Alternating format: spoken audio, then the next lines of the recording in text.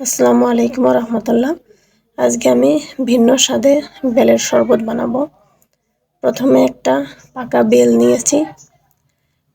বেলটাকে ফাটিয়ে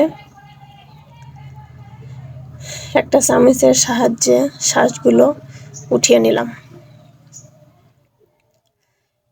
এরপরে দিয়ে দিব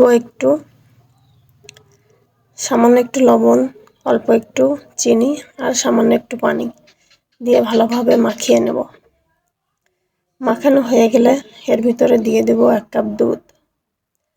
দুধ দিয়েও সুন্দর করে মাখাবো। শরবতটা অনেক ঘন রয়েছে, তাই আর 1 কাপ দুধ দিয়ে দেব। দুধটা আমি আগে থেকে জাল করে রেখেছিলাম।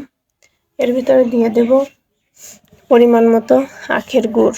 যেহেতু আমি চিনি দিয়েছি, আর অল্প একটু আখের গুড় দিলাম। দিয়ে ভালো করে মাখাবো। মাখানো হয়ে গেলে একটা ছাঁকনির সাহায্যে ছেঁকে নেব।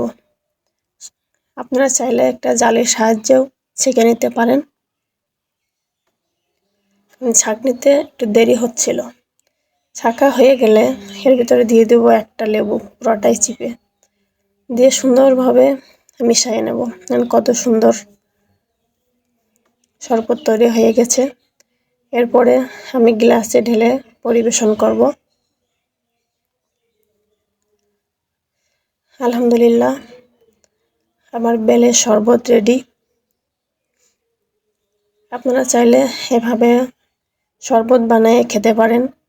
ক্লান্ত দুপুরে কিংবা অফিস থেকে এসে এমন এক গ্লাস শরবত যদি খাওয়া যায়, সারাদিনের ক্লান্তি সব দূর হয়ে যায়। আর আপনারা খাওয়ার সময় অবশ্যই আইস দিয়ে নেবেন, তাহলে খেতে আরও বেশি স্বাদ লাগবে।